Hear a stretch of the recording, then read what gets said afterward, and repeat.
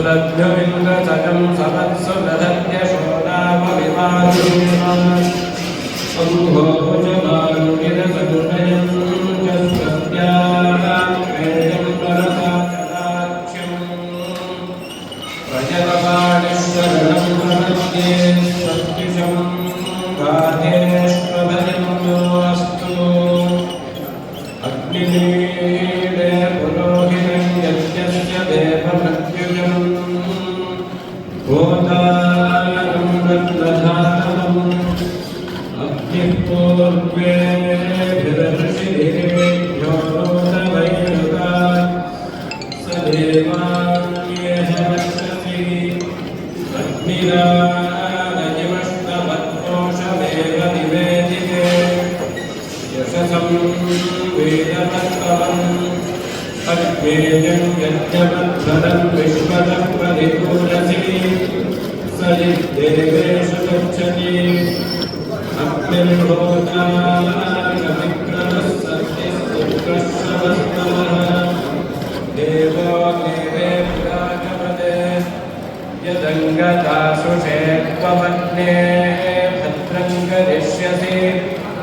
तवेत्तत्सत्यवं गिरः उपत्वाग्ने निवेदितोषास्तद्धिया वयं नमो भलं प्रदेमसे राजं समद्भराणां गोपामृतस्य दीपितं वर्धमानं स्वेदवे सदः पितेव सुन्दवे सुनिपायनो भव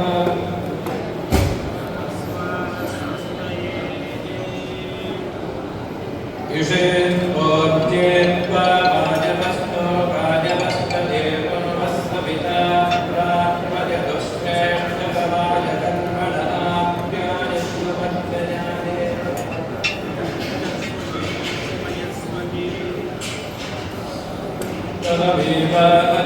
तदवीवादश्वावामस्तेन ईशतवाकसंशो रुद्रस्य हेतिः परिपूर्णकृपा अस्मिन् गोपतौ स्यादभक्तेर्निलमानस्य पशून् पाहि अग्नहायाहि वीतये श्रवन्तुनः भद्रं नो अभिवादयतनाः मरुतारोजसे स्वाहा इन्द्रो विश्वस्य नायशिषं नो भवद्विरशेषं चतुष्प्रभे शिवं स्तोमवर्णते जातवे दशेरथमिमतं महे मामनीषया भद्राहिनः प्रमतिरस्य संसत्यज्ञे सत्ये मानिषामाभजं तव यस्मै त्वमाजयसे ससा सत्यधर्माक्षे भजं तव यस्मै त्वं रुद्रविनोददाशो नागास्त्वपदिते सदा यं भक्तेन शवसा चोदयासि प्रजापताराधसाते स्याः सत्त्वमग्ने सौभगत्वस्य विद्वा अस्माकपायप्रतिरेकदेव तन्नो मित्रो वरुणो पृथिवी उदद्योः अस्थिनमभिमन्थमस्ति प्रजननं कृतं एतां विश्वदेवाभराग्निं मन्थावपूर्वधा अरण्योन्निहितो जातवेदा गर्भरिवसुहिनो गर्भिणीषु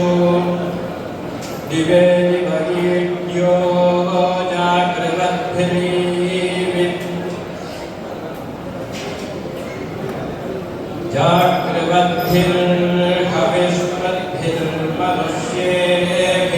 जाग्रवद्भिर्हविष्मद्भिर्मनुष्येभिरग्निः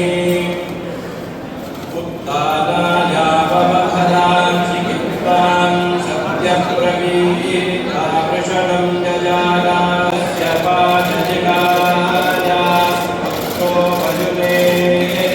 जनिष्ठा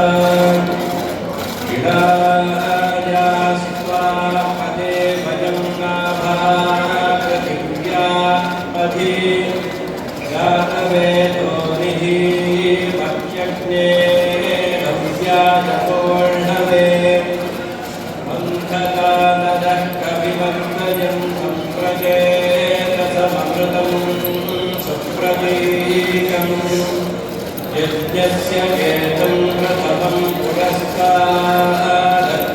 नरो जलजता सुषेवम्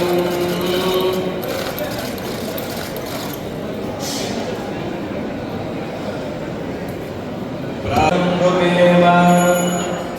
प्रातर्जितं भगमुग्रं भवेम भजं पुत्रमधिकेभ्यो विधत्ता आद्रश्चिद्यं मन्यमानः